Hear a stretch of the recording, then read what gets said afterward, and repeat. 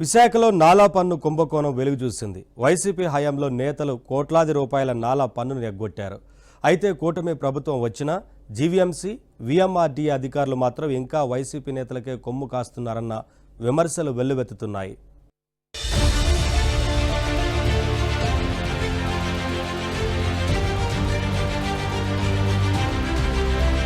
జగన్ రెడ్డి విధ్వంస పాలనతో రాష్ట్రంలోని వ్యవస్థలన్నీ నిర్వీర్యమయ్యాయి. అధికారంలో ఉన్నామనే అహంకారంతో వైసీపీ నేతలు ఆడింది ఆట పాడింది పాట అన్నట్లుగా సాగింది. ఇక రాష్ట్ర వ్యాప్తంగా అవినీతి సంగతి సరే. ఇటు జీవీఎంసీలోనూ వీఎంఆర్డీఏలో కూడా వైసీపీ చోటా బడా నేతలు నాలా పన్నును ఎగ్గొట్టారనే విమర్శలు ఉన్నాయి.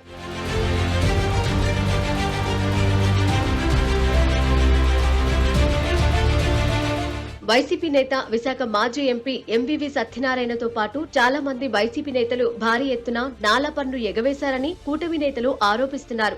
కేవలం విశాఖ జిల్లాలో 700 కోట్ల వరకు నాలా పన్ను ఎగవేశారని, రాష్ట్ర వ్యాప్తంగా చూస్తే ఇంకా చాలా ఎక్కువగా ఉంటుందంటున్నారు. చిత్రమేంటంటే ఇప్పటికీ కూడా పెద్ద ఎత్తున వైసీపీ నేతలు 100 కోట్ల నాలా పన్ను బకాయి పడ్డారు. కూటమి ప్రభుత్వం కొలువుదీరినా ఇంకా జీవీఎంసీ, వీఎంఆర్డీఏ అధికారులు వైసీపీ నేతలకే కొమ్ము కాస్తున్నారు. వాస్తవానికి నాలా పన్ను కడితే తప్ప ఖాళీ స్థలం పన్ను గాని, భవన నిర్మాణ అనుమతులు గాని, ఆక్యుపెన్సీ సర్టిఫికెట్ గాని జీవీఎంసీ ఇవ్వకూడదు. కానీ ఈ నిబంధనలు పక్కన పెట్టి ఆక్యుపెన్సీ సర్టిఫికెట్లు ఇచ్చేశారు.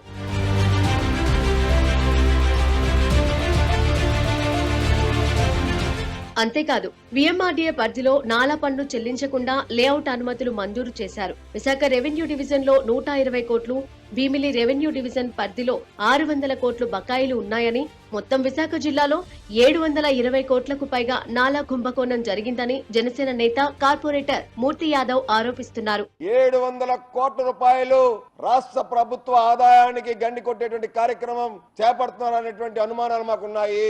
ఖచ్చితంగా ఈ 700 కోట్ల రూపాయలు ఒక విశాఖ జిల్లాలోనే అయితే రాష్ట్ర వ్యాప్తంగా వేల కోట్ల రూపాయలు వసూలు చేయాల్సి ఉంటుంది. కాబట్టి దీని మీద రాష్ట్ర ప్రభుత్వం ఒక నీతి నిజాయితీ గల ఆఫీసర్లు ఉన్నారు. ఇవాళ రెవెన్యూ ప్రిన్సిపల్ సెక్రటరీ సిసోడియా గారు కావచ్చు, మున్సిపల్ అడ్మినిస్ట్రేషన్ ప్రిన్సిపల్ సెక్రటరీ గారు కావచ్చు, ఒక నిజాయితీ గల అధికారులు ఇవాళ చంద్రబాబు నాయుడు గారు, పవన్ కళ్యాణ్ గారు కూటమి ప్రభుత్వంలో అపాయింట్ చేశారు.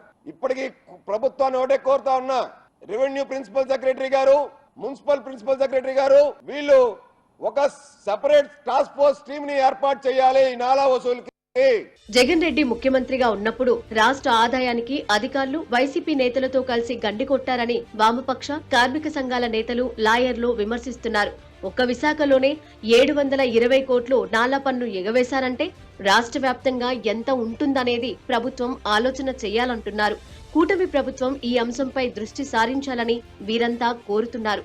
నాలా పన్ను ఎగవేతదారులపై రెవెన్యూ రికవరీ చట్టాన్ని అమలు చేయాలని కూటమి ప్రభుత్వాన్ని కోరుతున్నారు. అంతేకాదు వైసీపీ హయాంలో జరిగిన ఈ కుంభకోణంపై ఒక సీనియర్ ఐఏఎస్ అధికారితో పూర్తి స్థాయి విచారణ చేపట్టాలని డిమాండ్ చేస్తున్నారు. ప్రభుత్వం హయాంలో, గత వైసీపీ ప్రభుత్వం హయాంలో దాదాపు 700 కోట్ల రూపాయలకు పైగా నాలా కుంభకోణం జరిగిందనేది రోజు ప్రసార మాధ్యమాల్లో, ఎలక్ట్రానిక్ మీడియాలో కూడా వస్తుంది. ఇది ఖచ్చితంగా కావాలని చేసినటువంటి అవినీతి. దీని మీద ఇప్పుడు ప్రభుత్వం ఎందుకు మేనమేషాలు లెక్కెడుతుందో అర్థం కావటం లేదు. జీవీఎంసీలో జరుగుతున్న అన్యాయాలు, అక్రమాల గురించి కొన్ని లైన్స్ ఏంటంటే, గత ప్రభుత్వంలోని పొలిటికల్ లీడర్స్ అందరూ కూడా ప్రభుత్వానికి చెల్లించవలసిన, జీవీఎంసీకి చెల్లించవలసిన నాలా పన్ను ఏదైతే ఉందో అవన్నీ కూడా ఆ చట్టానికి వ్యతిరేకంగా వాళ్ళు వ్యవహరించి ఈ రోజుకి కూడా అనేక స్థలాలను ఆక్యుపై చేశారు, ప్రభుత్వ స్థలాల్ని. దాన్ని రికవరీ చేయడంలో రెవెన్యూ అధికారులు పాత్ర తగ్గింది. అలాగే జీవీఎంసీ అధికారులు అయితే ఈ రోజుకి కూడా వాళ్ళ వైపే ఉండి ఈ రోజుకి కూడా రికవరీ చేయని పొజిషన్లో ఉంది. కావున తక్షణమే నాలా పన్ను ఎగవేతదారుల్ని, అలాగే ప్రభుత్వ స్థలాలను ఆక్యుపై చేసిన వాళ్ళని, వీళ్ళందరినీ కూడా తక్షణమే గుర్తించి వాళ్ళ యొక్క సర్టిఫికెట్ రద్దు చేయాలి. ఫస్ట్ వాళ్ళ నిర్మాణాలు ఆపాలి. ఆ విధంగా ఆపినట్టయితేనే ఆదాయం జీవీఎంసీకి వస్తుంది, సక్రమంగా వెళ్తుంది. కూటమి ప్రభుత్వం ఇప్పటికైనా నాలా పన్ను ఎగవేతదారులపై దృష్టి సారించి కోట్లాది రూపాయల పన్ను బకాయిలను వసూళ్లు చేయాలని డిమాండ్ పెరుగుతోంది. మరి ఈ విషయంలో కూటమి ప్రభుత్వం ఎలాంటి చర్యలు తీసుకుంటుందో చూడాలి.